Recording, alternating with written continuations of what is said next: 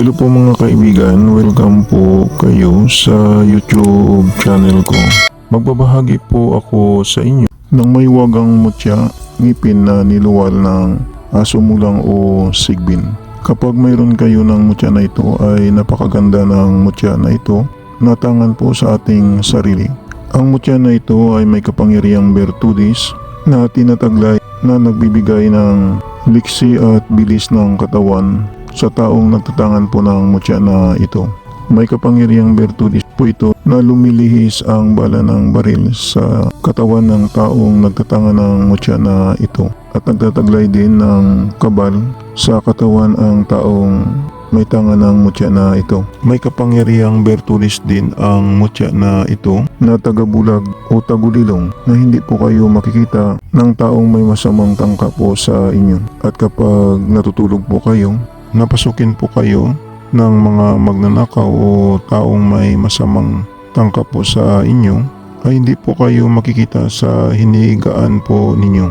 Ang mutya na ito ay nagpapabagal ng katandaan. Ilagay lang po ninyo sa tubig na pampaligo po ninyo ang mutya na ito. Maswerte din sa buhay at pamumuhay kapag tangan po ninyo ang mutya na ito. Ang mutya na ito ay makatulong din sa babaeng manganganak na madaling lalabas ang sanggol. Ang gawin po ninyo sa mutya na ito ay ibabad lang po ninyo sa langis ng niyog ng 1 minuto o 3 minuto. At ang kanyang langis na binabaran ay gawin pang haplas sa tiyan ng babaeng manganganak para madali lalabas ang sanggol. Proteksyon din ang mutya na ito laban sa kapangyarihang itim. Proteksyon din sa mga hindi inaasahang panganib at sakuna. Proteksyon din ito sa pag-travel. Tingnan na lang po ninyo ang video ng mutya na ito.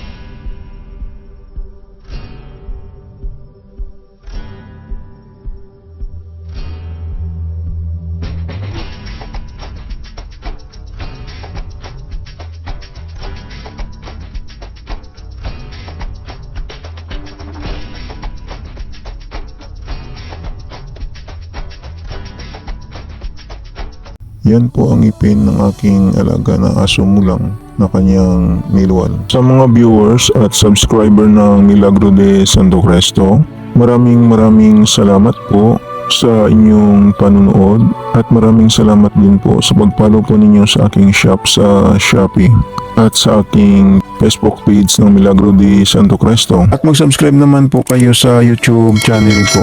Panoorin na lang po ninyo ang second channel ko sa YouTube sa Milagro de Santo Cristo 2. Baka may magustuhan po kayo ng mga lamang gamot na magagamit po ninyo. Paalala lang po, ang mga maywagang dasal at orasyon na binabahagi ko sa inyo ay gagamitin lang po ninyo sa kabutihan.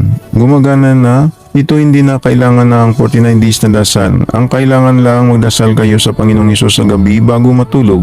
At pagkagising ninyo sa umaga magdasal din kayo. Mananalig lang sa Panginoong Hesus para lalong lalakas ang mga pagsambit sa mga maywagang orasyon na gagamitin po ninyo. Yan lang po, maraming salamat at God bless sa inyong lahat.